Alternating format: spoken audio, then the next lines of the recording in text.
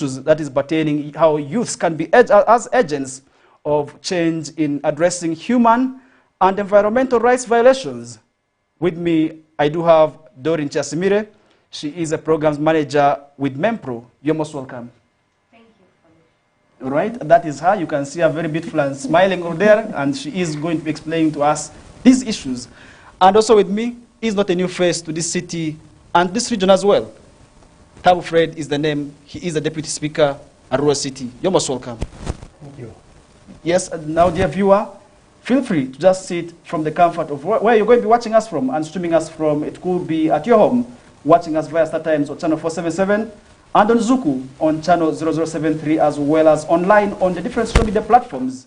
Still, you can utilize those platforms to share your thoughts and opinions on what we are going to be discussing tonight. And I hope this will not leave you as you are, because we want to ensure that we live in a safe environment, and that is where me and you have a role to play. But first things first, we need to understand what exactly MEMPRO is doing under this campaign. That is where we'll be giving this a chance now to Doreen to throw more light about this organization that is mostly known as women-led. And I do understand when it comes to issues of environment change, women are actually the ones that suffer the most. You're most welcome. First, tell us what MEMPRO is doing about these issues and what MEMPRO is all about, because somebody may be hearing MEMPRO for the very first time. Thank you, Falish, for hosting us. So MEMPRO, as mentioned, is the mentoring and empowerment program for young women. It started in 2008, so we've been in existence for the last 16 years. We do most of our work around empowering, capacity building, sexual and reproductive health rights. We also do work around advocacy, and we've done a lot of projects in schools, in communities, with community leaders, with teenage mothers. And this time around, like the global drive is doing it, the climate change and climate justice that is being put out there for us to fight for the environment, to live in a safe environment, and to do away with all the negative impacts of that humanity has actually imposed on the environment. So MEMPRO, as mentioned, is a women-led organization. It's based in Kampala. That's where the head office is, but we've done most of our work in West Nile region, and we've covered almost all the districts in West Nile. So we've had a lot of experience. We've interacted more with the people here. We know what happens in West Nile and specifically Arua, where this project is being implemented. Okay. Still talking about the youths, what role can the youth play in ensuring environmental advocacy? So, like I said, our primary target is girls and young women, and environment or climate change affects girls and young women. So through our mentorship programs, we have created platforms where we give the girls voice, choice, and agency, and we realize that they can add their voice to climate justice. And through these programs, the girls have come up to ask for changes, to learn skills and learn new tactics of how they can use the environment in a much more friendly way, how they can ask for policies to be designed and implemented so that the environment or climate does not affect them as women and girls, but also as a collective. Okay. I believe there are several forms of how environment and human rights violations are being taking place. How is that impacting on mostly the women and the young girls we're talking about? I would point out a few and leave most of that part for my colleague that is coming on. But we've had cases where the girls have been, girls and women and have been displaced from as a result of climate changes. We've had results of girls being victims of all these crime rates because of what is happening in different areas. A lot of migration that is happening because people have to move from one area to another because of the recurring changes in climate. We've had girls even reach an extent of most families in the West Nile region actually depend on farming.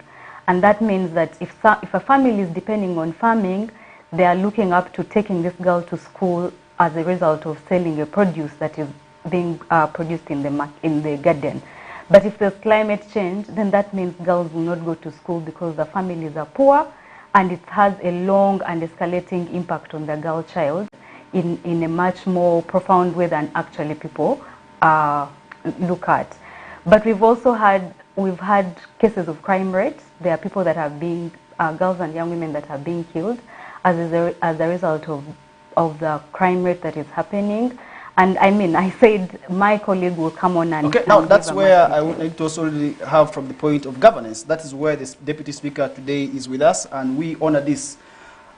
From the policy side of it, how are the rights of these citizens violated? And mostly the youth, and when you talk about the young girls, this is actually where the youth fall. And from the preliminary results of the 2024 census, Uganda's population was actually said to be very youthful, where the population was said to be mostly below the age of 17 years. Yeah. How has this impacted on the issues, first of all, the issues of climate change? How has it impacted on this category of women we're talking about, most of the young girls? Thank you, Mr. Moderator. I want to agree with you that the recent statistics we got out of the population count, the census, showed clearly that majority of the people living in Uganda right now are the youths, and you will find that in all aspects of life, the most vulnerable people are the youths. And to xerox it on the female youths or the girls, you will find that most of the domestic work is done by the girl child, and you find they interact closely much with the environment, and therefore we always tend to ignore certain issues that we may see or we may not see that directly affect the girl child or the youths in particular, as far as the issue of the environment is concerned. So it is there for us to come up and explain, and also to sensitize these youths and create policies that are friendly to the youths. Okay. One way of doing this is by involving the youths in governance issues. We all know governance is where decisions are made and the decisions are implemented. So when you don't involve the youths in decisions making, how will they come up to solve issues that are affecting them? Okay, talking about decision making, let me cut you short. Sorry to cut you short. Yes. Talking about these issues, then definitely you realize that the young people actually have a great role when it comes to holding the duty bearers accountable.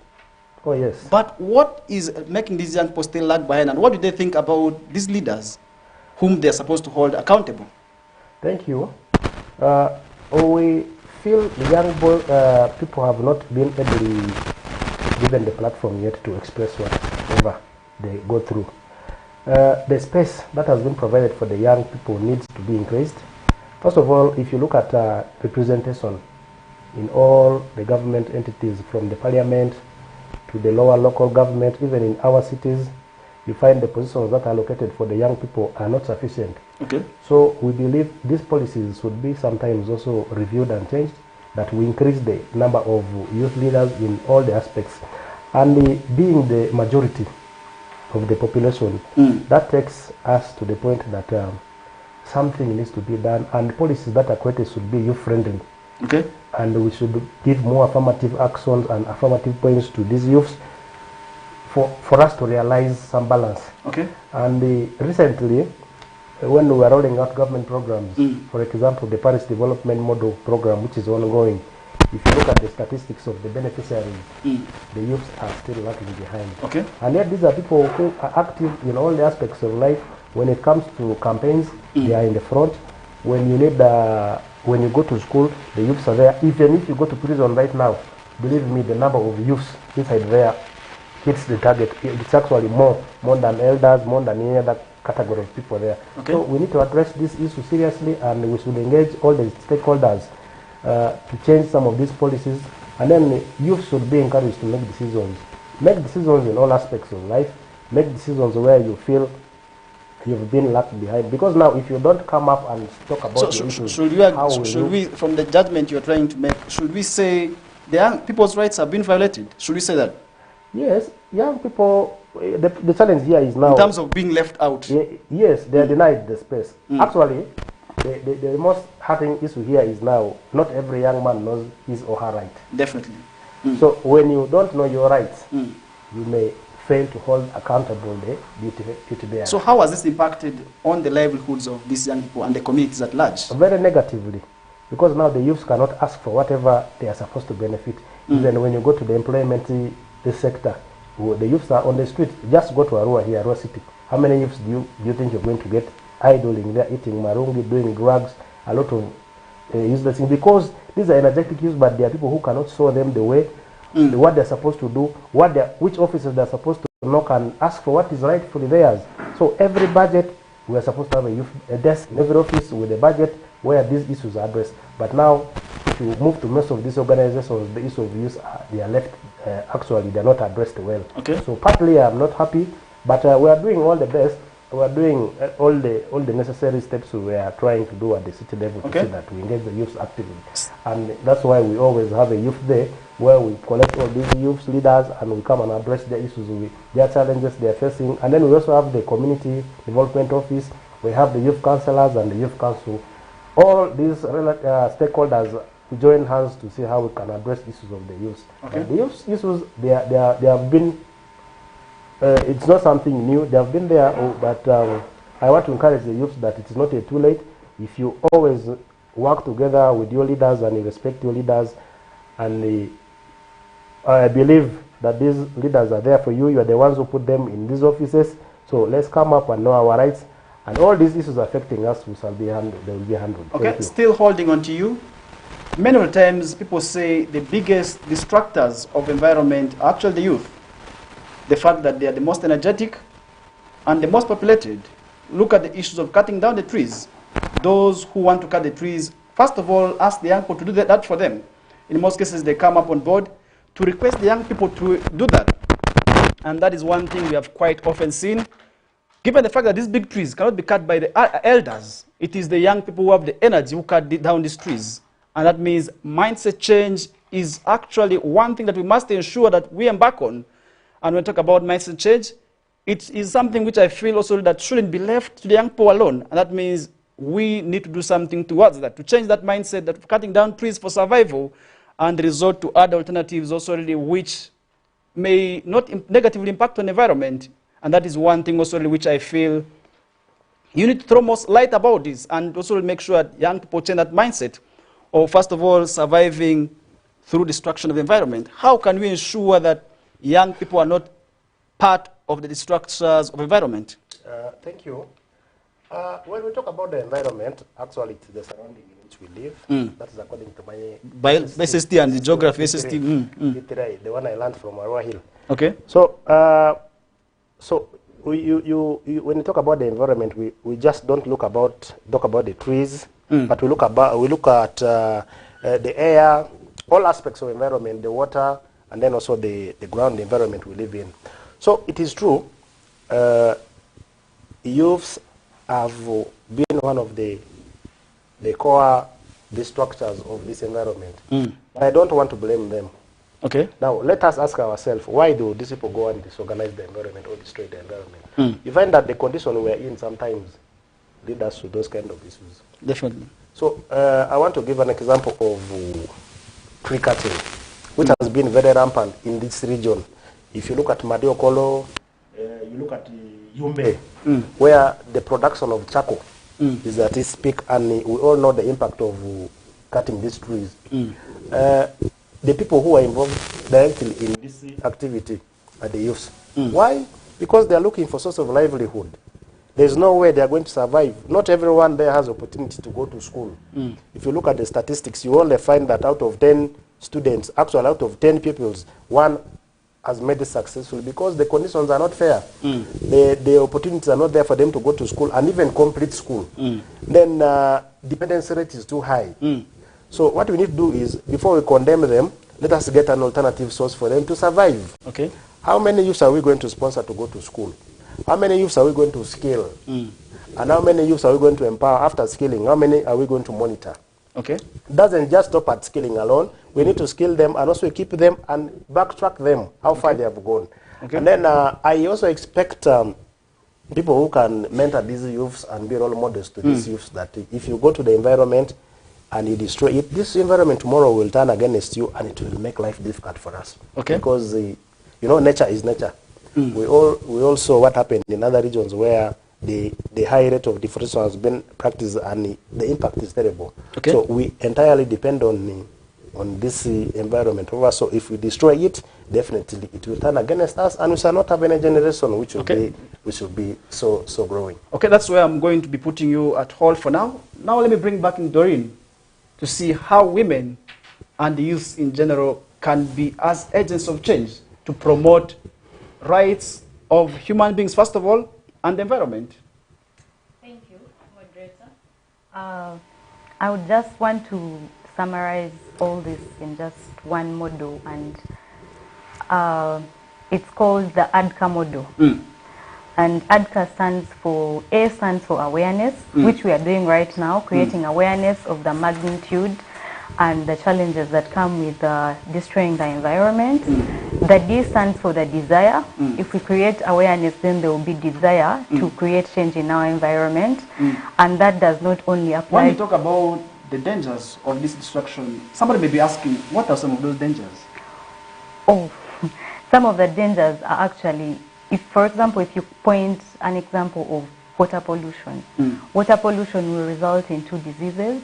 It will result in 2, diseases, and I don't come from a science point of view, but I just come from just humanity's point of view. Diseases, we can look at the destruction of the environment that we are in, the air pollution, we can look at poor waste management. We just saw an example of what happened in Kampala. We are not just going to sit here and wait for the worst case scenario. Okay. I think it's important that we actually take the issue into our hands and act before it's into the extreme. Okay. And I still want to go back to the model that I was talking about. So that D stands for the desire. If people have the desire to create change, then they will do all it takes. They will not use the chemicals that they are using, for example, during cultivation. They would not, the fertilizers. They will not cut down the trees. They will not, because there are regions that are embarking on planting trees. But why is the West Nile embarking on cutting down all the trees? That's something that the youth and everyone else should sit down and ask themselves, what is it going to be like 10 years from today? Then the K is knowledge. You have the desire and then you have the knowledge. Once you have the knowledge, then you use it.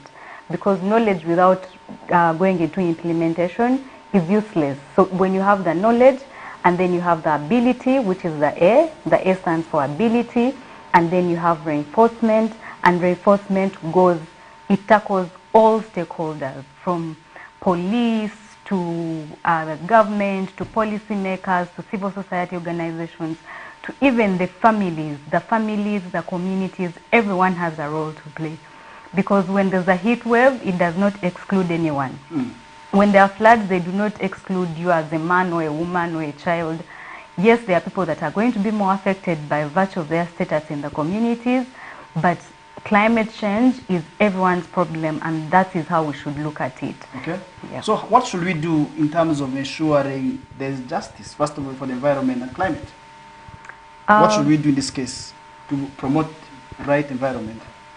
Because you talked about it being with me and you as our mandate. So what is my role? I may be asking, what is my role now as an individual in promoting and protecting this environment? I think I still want to summarize it, because I can sit here and narrate the whole night. Okay. But I think that the most important thing is that everyone should know that whatever they do, whatever they do to the environment, does not only have an impact on just them, but the neighbor, the other child, the other community. Whatever is done to the environment has an impact on everyone. So it's just the moral responsibility or out of humanity to just do the right thing so that the environment is protected for the good of one person and everyone else in the society. The negatives, does it remain with me, or the future?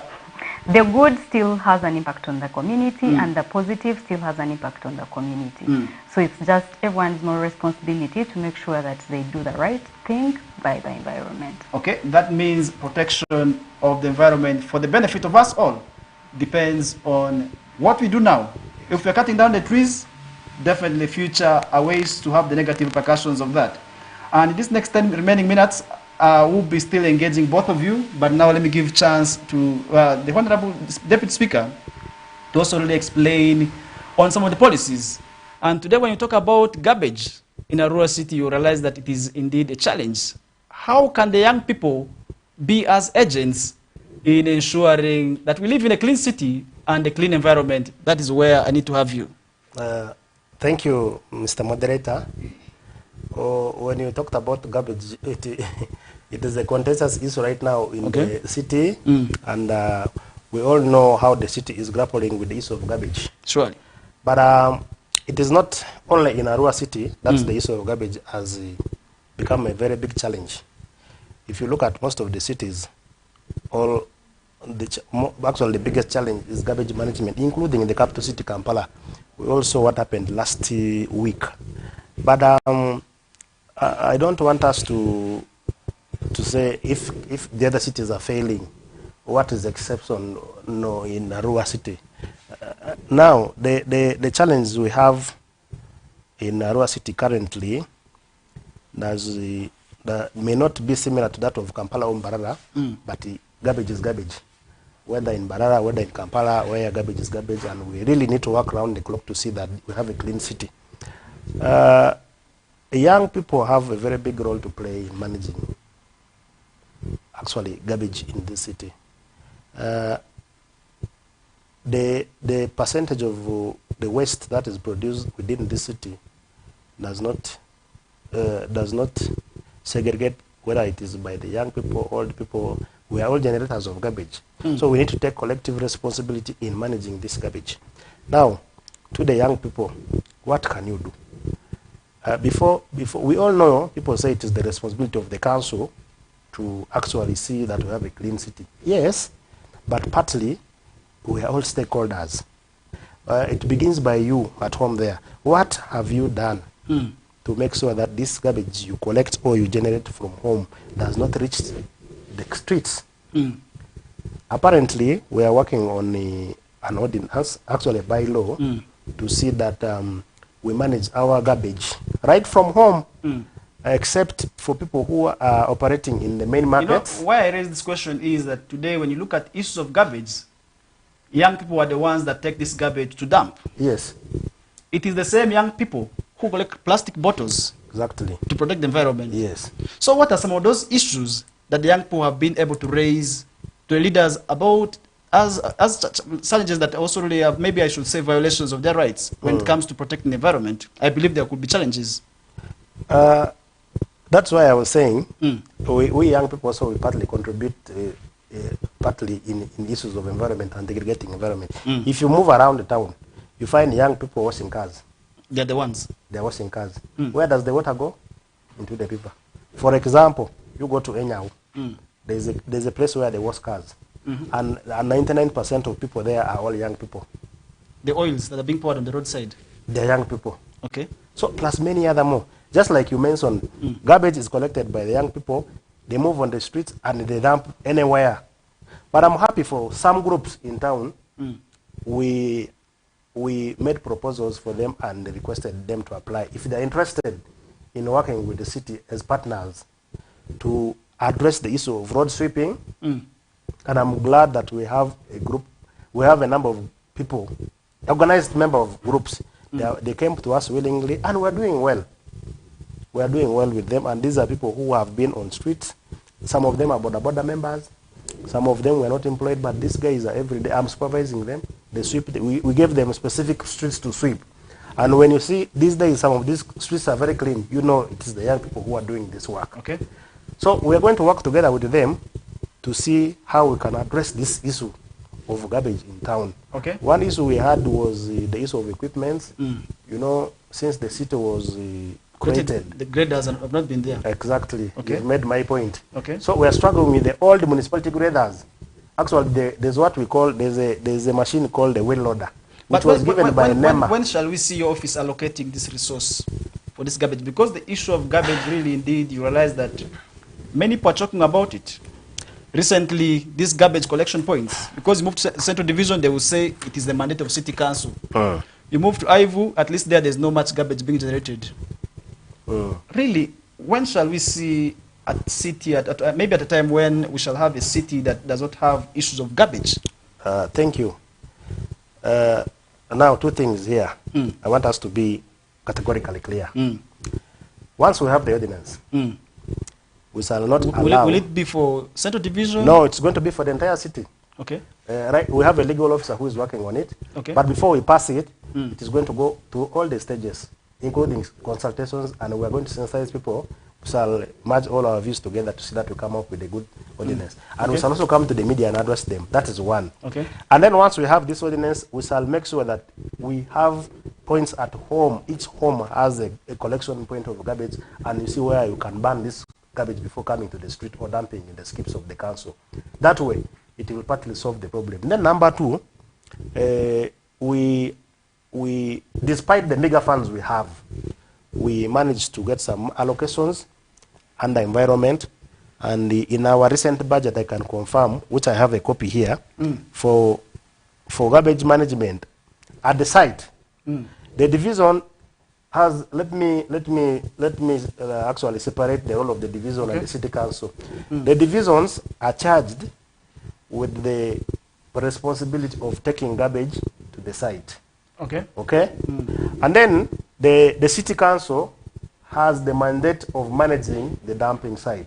So where there's a break point, where there is a challenge at the garbage site, it affects this way. the division cannot take garbage. Okay, that's there. where I'm going to be pausing with you for now. I'm just left in about 3 minutes. Yes. That is where I need to also really engage in Doreen now to see maybe some of those issues that are being raised by the young people and the leaders as violations of their rights in ensuring environment safety. What are those maybe reasons and concerns that are being raised by both the young people and the leaders themselves as the Nokia office? Because I believe they could be coming there. This is the challenge we are facing. This is what we are doing. And now we are facing this challenge. What are some of those challenges in just the next 3 minutes, if possible? Thank you so much. So some of the challenges, like my colleague earlier mentioned, is the fact that the youth or the young people have not been given enough space to air out their Okay, that's where we are going to be pausing with you for now, and that is where I need to solely engage Mr. Tab in the next 1 minute, only to summarize as we get to move on with the discussion. Yes. Maybe what would you say about the issues of some of those challenges that are being raised into these offices by the young people and the leaders themselves? What are those issues in just 1 minute? Thank you. We are going to work with everyone. You got me at the point of mentioning how we are planning as the city to organize the town in terms of garbage. So in our recent budget, we had, let me mention these figures for purpose of record. Okay. For garbage management and pushing. You know, we have the central division, we have Ivu and the city. But the city alone managed to keep aside about 50 million to manage garbage at the site there. Then we also had, for disaster management, under administration, we had 10 million. Then we are going to buy our own grader at a tune of 400 million. That is under works department. Then there also garbage truck maintenance, garbage under health, which has been disturbing us. We also allocated about 50 million to just maintain. And then lastly, we hope to recruit more staffs, and we allocated some money for them, about 22 million, to cater for their wages and allowance. Because we know at the dam side, if we don't have a system that is operating, there will be a very big disaster. Okay. So I urge young people who are willing to come and work with the city council in managing this garbage. I am happy for one group called the Dikiriber. Dikiriber, yes. Yes, Dikiriber is a group that is led by youths entirely. The main person is a youth. This is a youthful guy. Okay. This guy has been doing a great work with his team, and we encourage such people to come. Young people come and take over. Come, we work together. Come and manage this garbage. Actually, the city authorities are waiting for you, because you know the homestays yourself. So I will be happy to see you in my office to come and see how we can join our hands together and keep our city clean. All right. Thank you so much, Deputy Speaker Tabu Fred, and also for explaining that. And I also want to thank Doreen for explaining issues affecting young people in there when it comes to issues of rights and environmental violations. And young people definitely have a right to play in ensuring that we live in a clean and safe environment. That is where we are going to be taking a short commercial break. And when we bounce back, still another person is going to be joining us. And that is where also we shall be continuing still with the discussions. And you as the viewer can still share your thoughts and opinions when it comes to issues of promoting human rights first, and then also really environmental rights, because environment also has its rights. That means you do not have a right to cut a tree without any proper reason. But today you realize that many people are cutting down trees for charcoal, for firewood, without replacing back. We take a short commercial break, and we continue with the discussion shortly from now.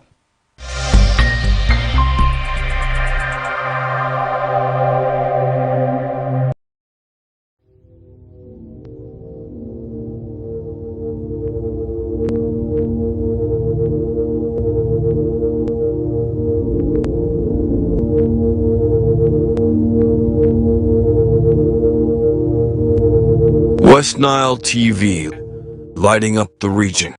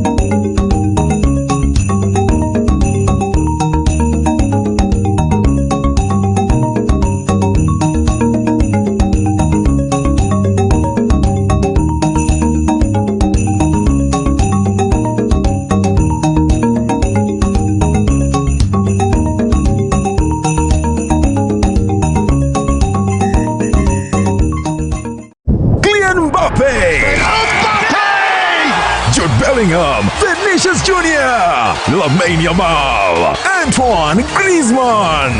La Liga comes to Star Times. A wild celebration! The big stars, the tiki-taka football, Real Madrid and Barcelona live in your living room. Real Madrid, a team of dreams! Catch all 380 games live and in HD on Sports Premium Channel 259 and Channel 246 starting this August 15th. Subscribe to StarTimes Classic or Smart Bouquet at 36,000 Uganda shillings to enjoy the football experience affordably. StarTimes Football and Limited Passion.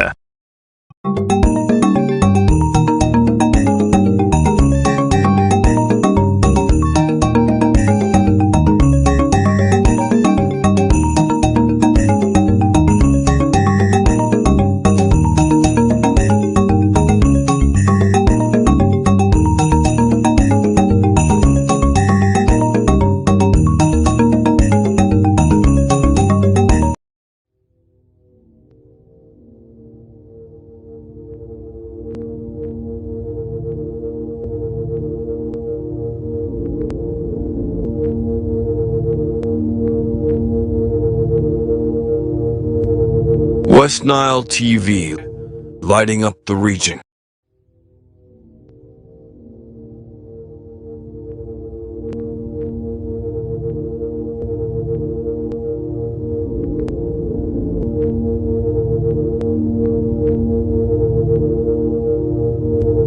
West Nile TV, lighting up the region.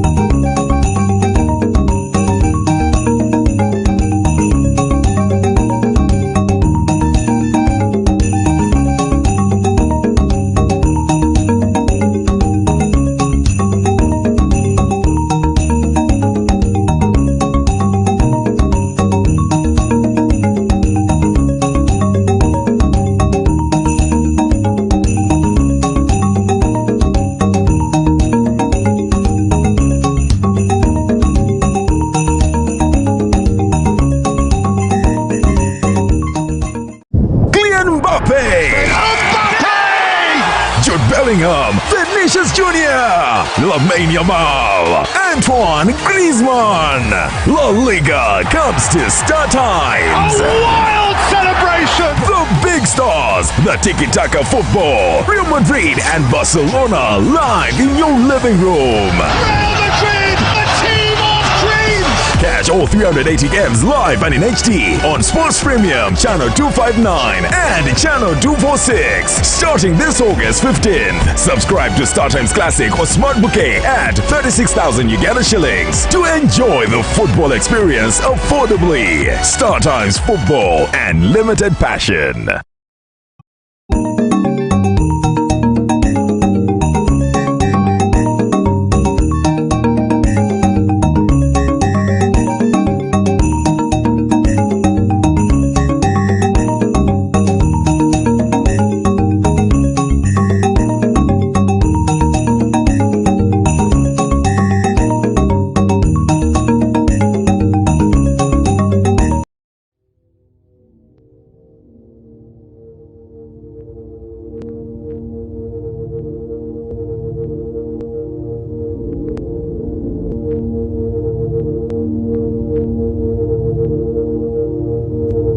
West Nile TV, lighting up the region.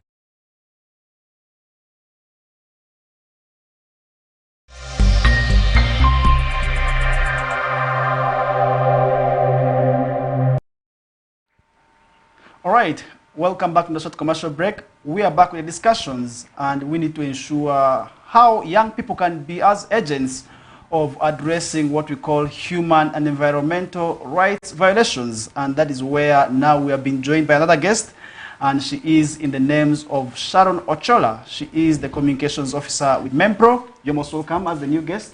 Thank you. Thank you very much. Yes, I still have Mr. Tabo Fred, the Deputy Speaker at Arua City with me. And we are still talking about these rights violations and how young people can be as agents of change. And that is where now I want to also bring Sharon in to tell us how we can ensure this. Thank you very much for this opportunity. I think, first of all, we have to understand and recognize the fact that climate change is actually happening, even before we start the conversations of young people being the agents of influencing actions around climate change or climate justice, if I should say. And for me, it comes from different aspects, really, from different angles of different approaches. And I would say every single person has a responsibility to take in upscaling climate actions. Now, when we come to what the young people can do, young people, I would say, for example, the young people under MEMPRO, who work with MEMPRO, are doing quite tremendous things, like a lot of things. And our young people, like my colleague Doreen mentioned earlier on, our focus is usually on young women and girls. And for over this time, we have engaged these young people, trying to build their capacities and doing community-led responses and community-led actions. And basically, all these actions are tailored towards climate mitigation and adaptation approaches. Some people will say, why are we even trying to bring the young people on board? But if you look at Uganda's statistics right now, we say the vast majority of people are the young people. But also when we look at unemployment rate, majority of the people who are unemployed are actually the young people. But again, which makes them very desperate for every single actions that are taking place. Right now, we talked about young people who are all over the streets of Arua City, all over the space, who are involved in deforestation and stuff like that. And some of them are actually doing it not because they want to do it, but it's the only option that is available. So from our perspective and what we have seen over time, young people can be engaged in sustainable agricultural practices, which we have evidence. We have seen very many young people who are doing, young women especially, who are doing agroecology. Especially Logiri, if I should say, we have a very vibrant group of young women there who are making their own organic fertilizers and pesticides, who are trying to produce a lot of farm produce based on traditional knowledge.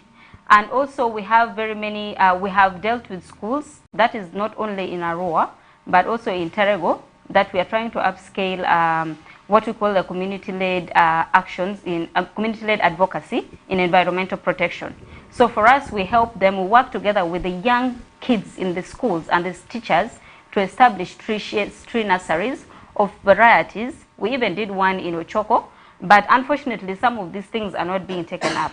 So that is why we are saying young people, whether you are below the youth category or above the youth category, we all have responsibility to respond to climate change. Okay. Yes. Now talking about a solution in relation to climate change, definitely there needs to be a collaboration between rights holders and duty bearers.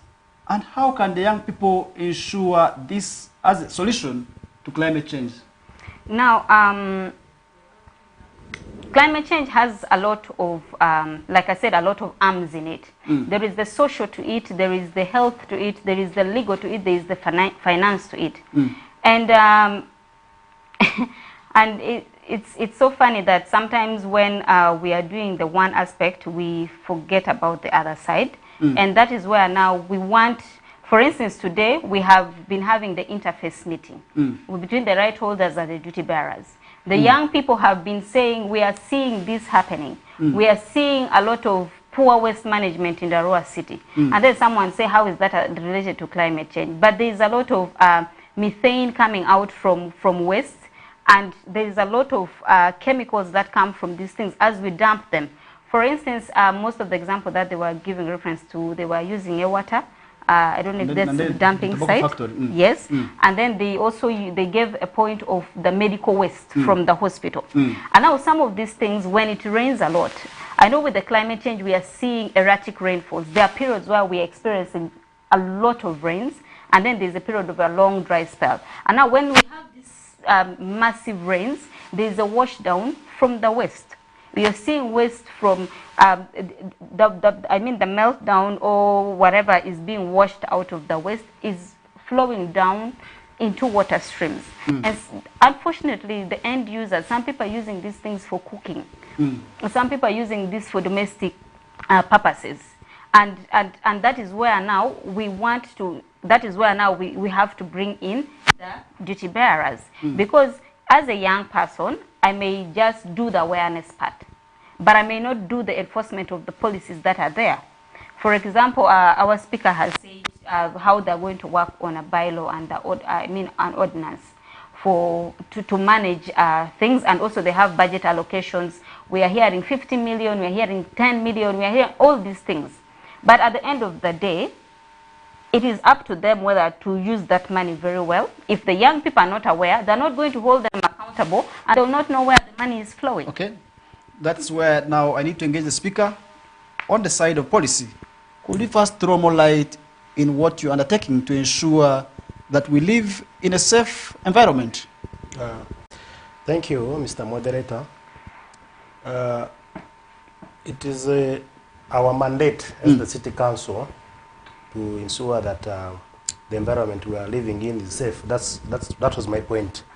But also, as young people, I want to tell you that we only have, where we're living, there is no another place we shall go. This is the only place we have, so we need to make it conducive that the generation that may come after us should also find a place which is suitable, or a sustainable place which is healthy for them to live. So if we're going to tamper with the environment, what are we going to leave behind? If our great-grandparents were not very careful, if they were always cutting down the trees, what do you think we are going to inherit after these people are gone? So let us make it a point that we leave this world a better place for the people who are coming up. So what are we supposed to do to leave the environment, or to create a better place even the way we got it? One thing is, just like I mentioned, there are policies that are already existing, even the animal laws. But you know, there is a saying that if you want to hide something from Ugandans, you put it in a book. We don't know these laws or these regulations, yet they are there. Environmental laws are there. Then there's another challenge of enforcement. So does it justify the need that now we need this ordinance or the bylaw we are trying to bring in relation Yes, to waste management? this bylaw does not contradict with the already existing laws. By the way, when you're doing a bylaw is specifically for a region of actually a demarcation of a city or a district for that case. But at the lower level, we may be having ordinances at the lower level. And now at the national level, we have the constitution. Okay, we still have these other laws, but it seems implementation has been lacking. Exactly. So with this new ordinance, don't you think we may likely see the similar scenarios? So we feel there are different stakeholders in managing these laws and regulations. We have the police. Are the police doing what exactly they're supposed to? Because if you go there, there's the Department of Environment. In the police, are they doing exactly what they're supposed to do? But we feel why this ordinance, or actually this bylaw is going to be effective, is that we want to roll it to the village level. Okay. And the people who are going to be responsible will include the youths, will include the village health teams, will include the LCs who have not been involved in issues of regulations or in issues of managing these issues. This time now we're taking it to you, and by the way, I can pick a few lines from what we are trying to come up with. It is going to be how there are some of these things they're also related to the other laws. For example, where before you cut a tree, you're supposed to plant another more. That means sensitization is key. Yes. Okay. How to protect the wetland, and also the charges. Okay. If you're caught doing this, maybe you're caught throwing rubbish. For example, let me give you an example of Rwanda. I've not been to Rwanda, but I'm told that in Rwanda, if you go and you throw rubbish through the window of a bus. So is this bylaw going to make Arua look like Rwanda? Do you expect that? So most of the times, you see, these leaders are taken for benchmarking to learn how policies are implemented and how we can engage our law enforcement officers and put them accountable. Okay. So with this, is this bylaw going to be the driver to make us be at the same level with Rwanda? That is our vision. Then what does that call for? It calls for commitment from all the stakeholders. Okay. The leaders themselves are going to be responsible, even the people at home. That's why I said youths, all categories of people who are involved should be actively participating in this issue of the bylaws. Okay. And we're going to bring it back to you people. We're going to bring it back to the citizens. We shall agree with them on what to put and what not to put. Okay. And then the charges, if you're caught dumping rubbish on the way, what will be your reason? How much are we going to charge you? Because now we have a city court. Okay. Is it operational now? Yes, we already posted a magistrate, so we are good to go. Okay. So we shall charge you in our court. We shall not take you down there. We have our court. We shall charge you there. If you cannot pay, it will depend on now the offense you've done. We can either choose to imprison you for 6 months also. Okay. So if we only accept our responsibility as citizens and we be good citizens, we have toilets at home. We have ways of, we teach young children that kavera is bad. We don't dump kaveras anyhow. If you go to streets of Arua in the morning, you find piles of sacks of rubbish. Okay. And corporate people dump this rubbish, not poor people. Okay. You that have means pampers, it is collective you have responsibility. milk. Yes. Okay, and then to all the landlords, Mm. Our setting is an urban setting. These days, people build houses, they don't have provision for dustbins. Okay. Or rubbish pit for that case. So there's nowhere you can put a rubbish pit in the town. Okay. So we advise that, one, you have a collection point in your premises. And then let me just finish my point. There are these private service providers which are helping us as a city council to collect this service cheaply. Okay. The most expensive can be 1,000 per day. That means as we are collecting grand rent, we should ensure we also check the rubbish pits. And that brings me to the question of sensitization. That means continuous sensitization is actually key. And during daytime, MEMPRO engaged a number of duty bearers on the same issue, and how important are such gatherings when it comes to issues of promoting environmental and human rights. That is where I want to now engage you, Doreen, to explain more about this issue, because you organized the dialogue during daytime today, where a number of issues featured and we also raised by different stakeholders. Yeah. Thank you very much. Dialogues like what we have had today, and unfortunately, because of resource envelopes, we sometimes manage to only bring a few people. But such dialogues are really, really very important. Number one, it helps us not work in silos. Like the young people working alone, citizens working alone without the leaders being involved, not knowing what they're doing, and also the leaders doing their things on their own without knowing what the duty bearers are doing. The duty bearers are doing, the right holders are doing. So creating platforms like that helps each party, each of the two parties, understand what responsibilities and what roles they have to play. When Doreen was talking about the approach on the ADCARE approach, I think that is now where now somebody is aware and has the knowledge and they're able to dialogue and ask people, okay, well, this is the problem we are seeing. How do we address this as a collective, not as an individual? And I think you were part of today's discussion. You had the young people came with their issues, the journalists who did their work came with their issues, and it wasn't an issue of scratch my face, I am scratching yours, but it was an issue of dialogue, that the leaders have to understand the position they're coming from, and they also understood the position the leaders are coming from. Now that brings me to the question, what are some of those challenges that the youth are facing in advocating for safe environment? Because I believe there could be there. Yes, yes, they are which there. the leaders must take on. And I'm going to also really task Thabo to pick some of those challenges so that when he goes back to council, these issues should be given a listening ear. Yes. Thank you very much. Once again, just allow me to continue on the dialogue part, and then I get on that quickly. And I think we also had the commitments from the duty bearers. We are talking about revision, bringing up the regional courts, environmental courts.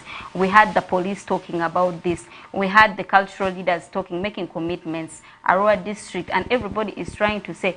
Even I was so excited to hear the LC5 Arua district actually acknowledging that we have gaps in leadership, not just finger pointing the young people for whatever they have brought on board, and everybody acknowledged that yes, we have gaps.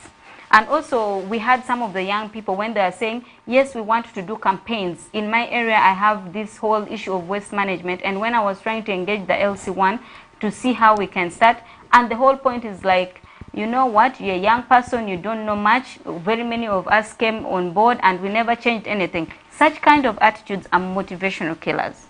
And we cannot have young people really like try to take up actions if we have leaders who think like that.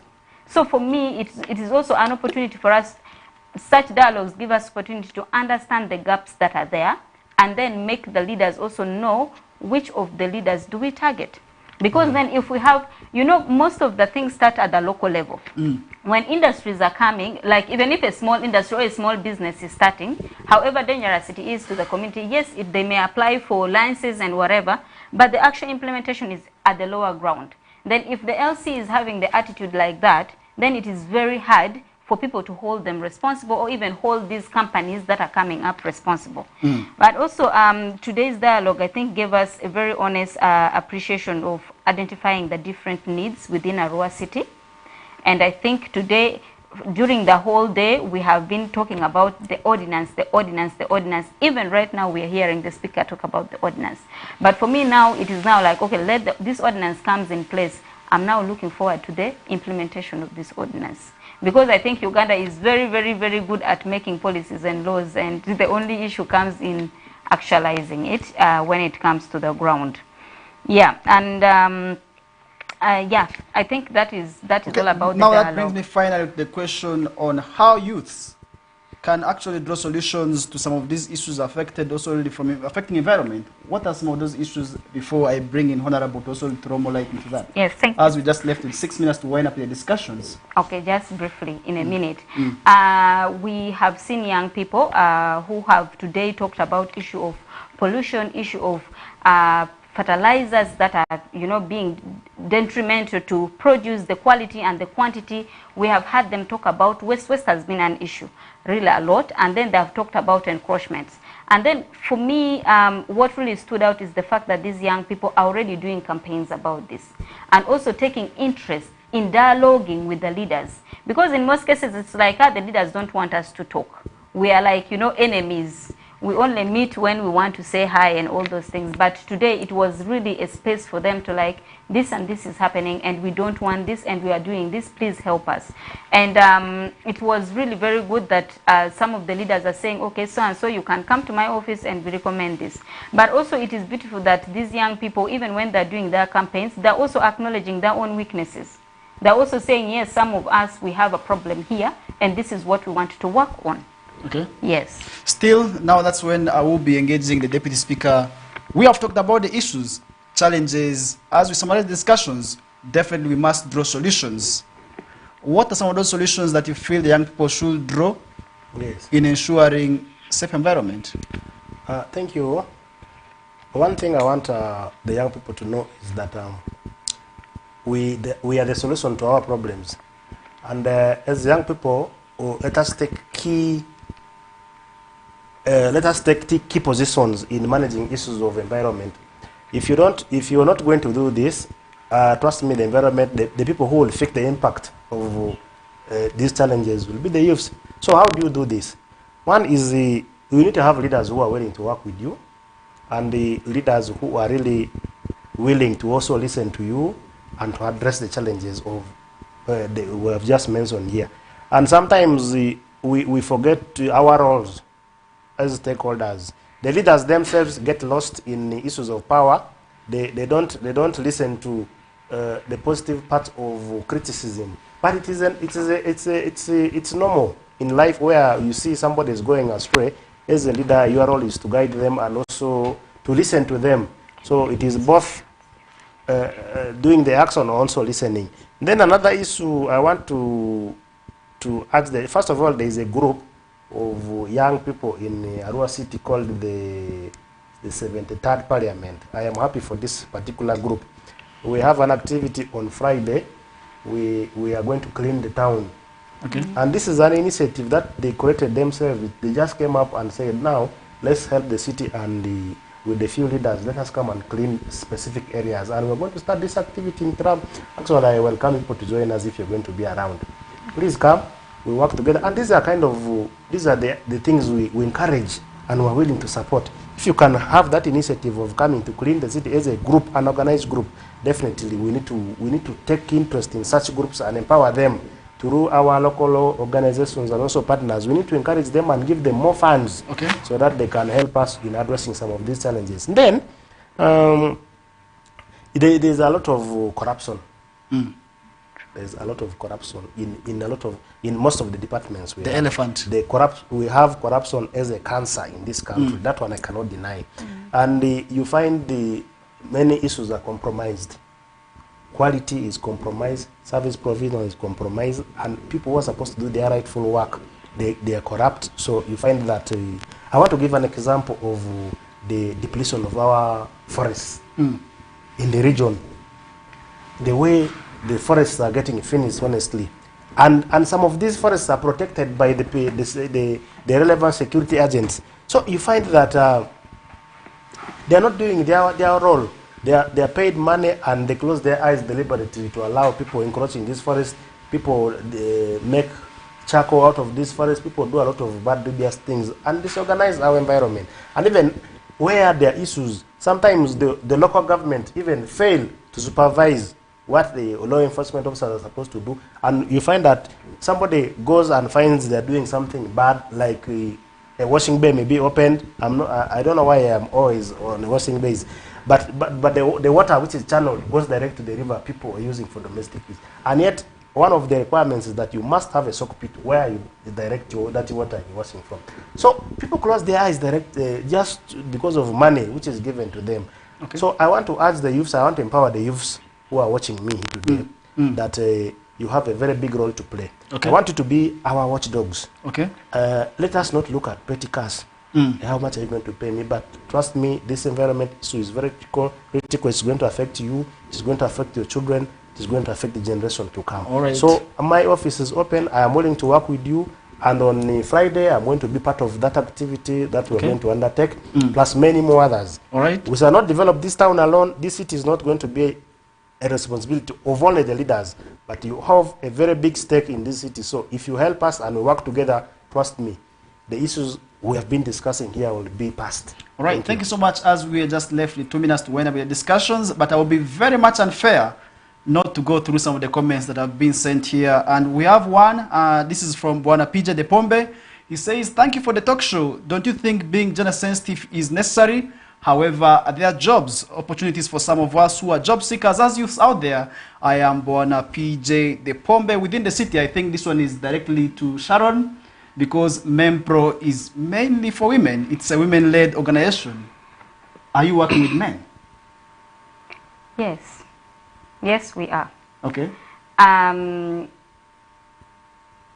But I will not shy away from saying that 90% of our beneficiaries are really women. But also, when I say yes, the 10%, I'm looking at the different leaders we work with. The journalists that we have been working with, majority of them are really men. There are few women. Okay. But also why we focus on the women, it's because women are caretakers of the environment, and they're the ones raising the children. They're not raising only girls, they're also raising the boy children, which means our impact is also directly there.